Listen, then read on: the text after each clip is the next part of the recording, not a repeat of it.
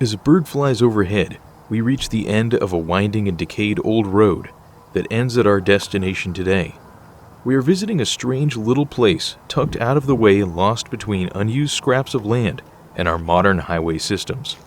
A source of many local urban legends, this bit of land hosts a fairy village, a weird and overgrown complex of stone dollhouses that are the home of the little people. We made an odd discovery here that has thrown a bizarre slant on what I thought we'd be sharing with you today, but first, onto the story. According to the tales, around 100 years ago, a married couple were living in town, and the wife, who may have been a witch, began to see fairies in the woods. She forced her husband to build houses for them to live within, and over time they became isolated, insane, and eventually died, leaving the site to become a ruin. A second version of the tale similarly tells that a man living in a stone house heard fairy voices in the woods, which made him build the tiny village of houses. He then committed suicide, having been driven mad by the creatures, and leaving the village to its abandoned state. The village is now cursed, and if you stay and wander too long, you can hear the voices of the little people just before you go ultimately mad yourself. Scrambling up the small steps that wind up the hillside, one can first see a newer house that is encroached on the area. Remnants of stone terraces are visible here. On all sides are roads that cut this patch of woods off from the nearby world around it.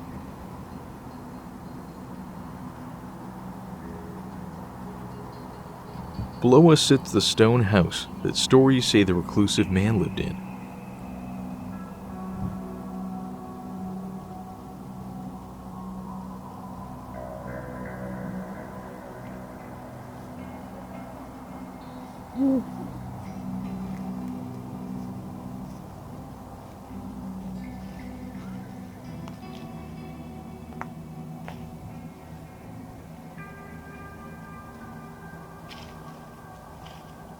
Scrambling down the embankment reveals a sunken track and concrete platform.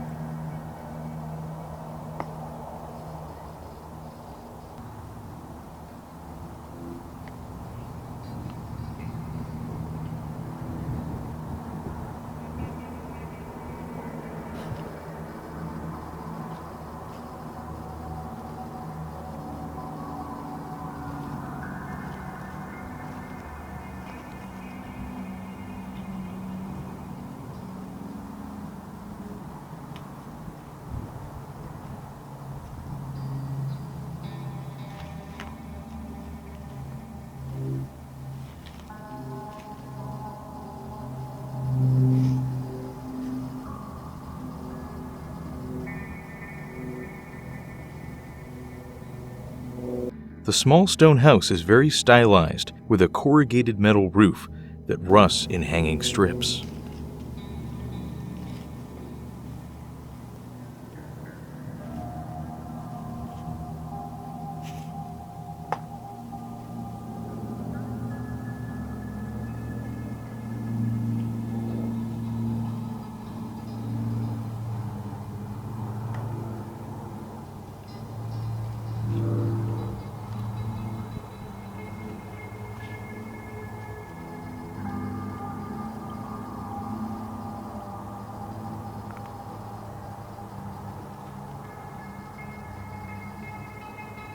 As one walks further into the woods, bits of remaining little people houses stick from the leafy forest cover.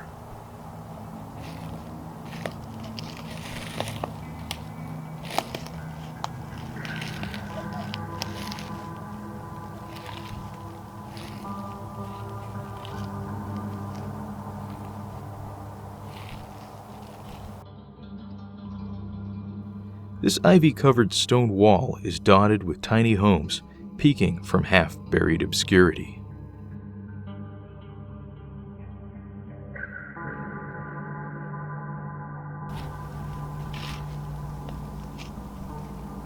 On a path above sits the most preserved house.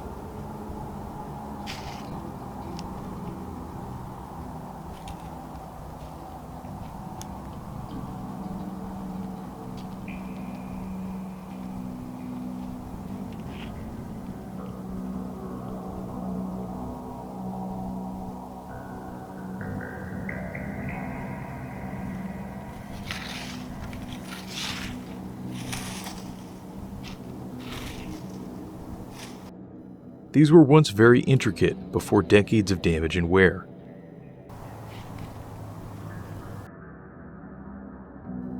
Little rooms inside hint at the work these took to create.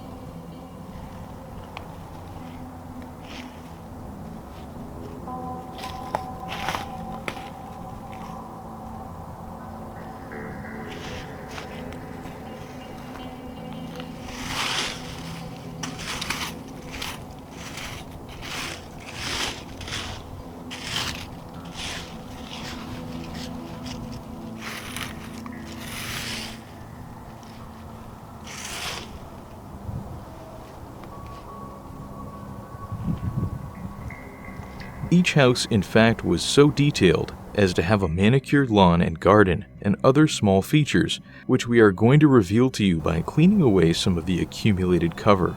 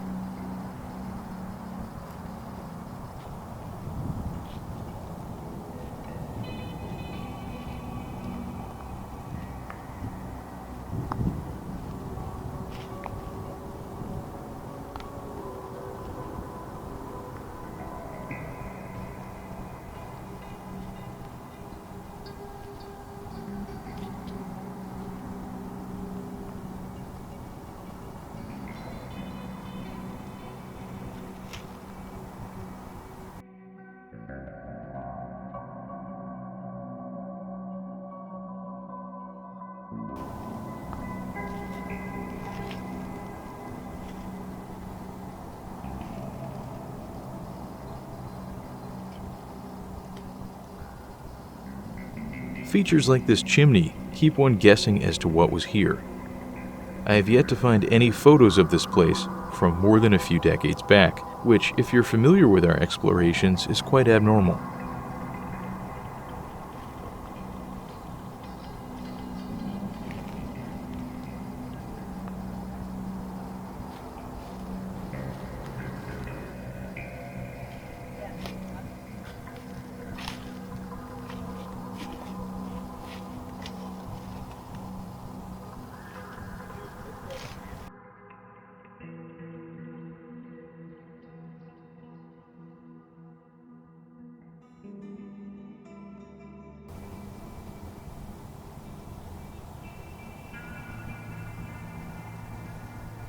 Along this stone wall are even more small houses, in various states of destruction. I forgot how much stuff is actually here.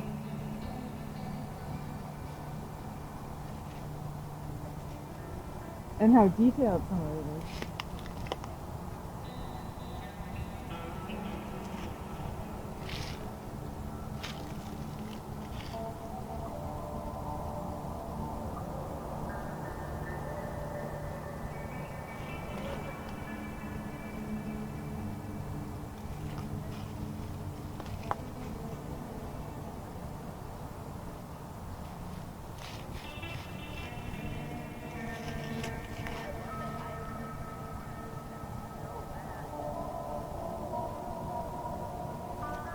At the end of the wall is the most interesting feature I had wanted to show you all today. It's just a very special thing, the strangely haunting faery throne.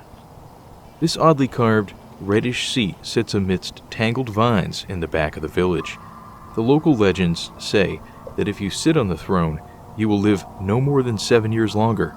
Personally, I only have 3 years left to go.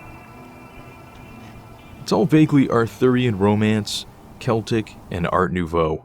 I've never seen anything like it to date. The truth of these stories are related to the geography of this weird place. Over the years, I have heard a number of explanations of why this location exists, trying to rationalize and demysticize this tiny village. The main thrust has been that the small building below you was not in fact the house of a crazed man who heard voices, but was in fact a small shop related to a fairy attraction. A trolley line ran through the area as part of an amusement park in the 1920s to 1940s. Passengers would stop here and look at the small buildings and buy souvenirs. When the trolley stopped running, the site fell into obscurity and became overgrown, spawning stories about its origin that children told. Oddly, there is a second, more believable and detailed historic interpretation of the site on the local town historic society page. In the 1920s, one William Lannon opened a gas station. In 1928, the state bypassed the curved road it lay on by creating a straight section of road, connecting the two main state routes it had laid on. Due to this, it was mostly cut off from traffic as people took the faster route, and the business began to die. William started to build little houses, a mini lighthouse, and other structures as a roadside attraction called a toy town. In 1936, he married, and in 1939, World War II struck, and his own and the public's priorities changed, dooming many roadside attractions. The small shop and toy village was sold in 1958, and later again in the 1960s. Over the years, vandalism began to mar the small houses, and as generations of people visited, stories began to develop as to its real origins. And here we stand today, at its ruin. But that's not the end of this odd little story. As we double back through the area, we found something completely unexpected that I had noted earlier when we arrived, and it only got weirder from there.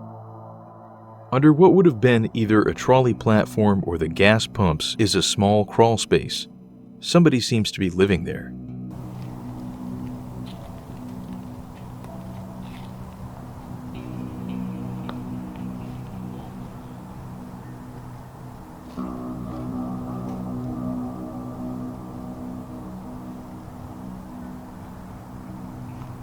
We decide to crawl in and see what is inside it.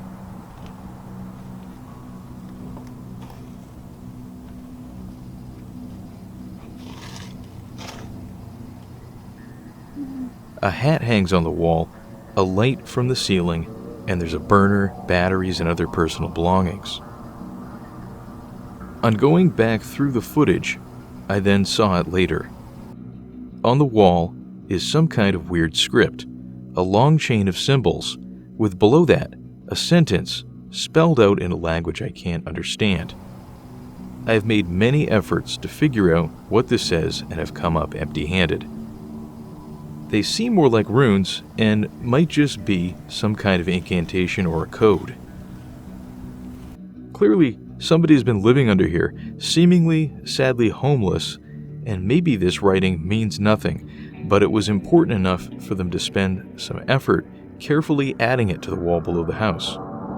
Having come here to solve the mystery of the little people for you, instead we left with new questions. Who's living under here, and what does the writing actually mean? Whatever you feel about the little people's village, in the end, this lost place is not only filled today with sadly ruined tiny houses buried in leaves and the local stories of the fairies, but it also houses the small, sad story of a man who failed in life due to changing times and the arbitrary decisions of his state government. Perhaps the homeless man living below the platform is a victim as well of mental illness, much like the man driven insane by the little people of legend. In our last exploration, we covered one of the many now empty asylums that disgorge their patients on the streets to fend for themselves, perhaps like them. Is the writing a curse, a spell, or just simply nonsense scribblings? It's odd to find a true hermit here, in the very space the madman was supposed to live a secluded life, speaking to the fairies, but perhaps there's a larger lesson or message about our world today to be divined from all of it. If you have any thoughts or information on what the runes and the writing mean, please let us know in the video comments. To end the day, we're headed to an equally strange place that there is very little information on. In the past decade or so, these rocking horses have begun to appear, gather, and multiply in a local field in a circle that keeps expanding. Nobody really seems to know their true story. I've heard that the local landowner has said that one day some of them showed up and they multiplied as others noticed them and decided to add their own. This is a very plausible explanation. But I'd like the horses to speak for themselves. They hold the real stories of this place.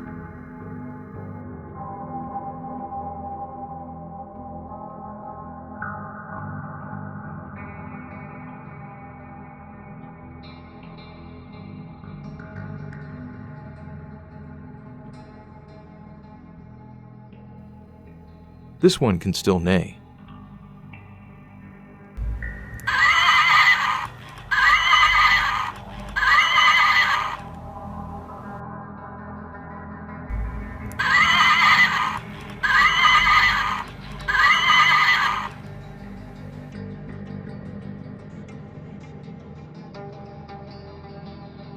As I examined these forgotten horses in the field one by one, it became clear they all once belonged to individuals who cared about them in the community. To me, this is sort of a rocking horse graveyard. Once they outgrew the toy, it still held meaning as a part of their childhood, and to honor that attachment, they have been left here instead of being tossed. Each has its own face and character and style.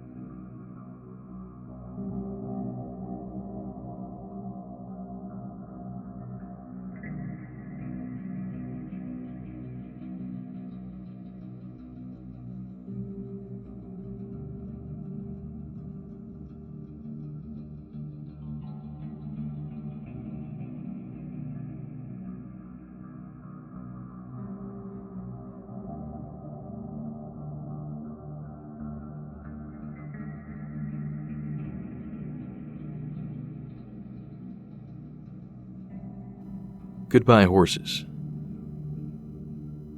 Next time, join us as we head to Ireland and kick off a short series of lost and amazing locations there.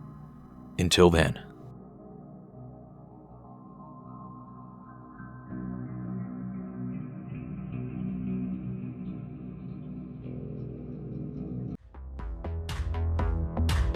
Subscribe and explore with us today.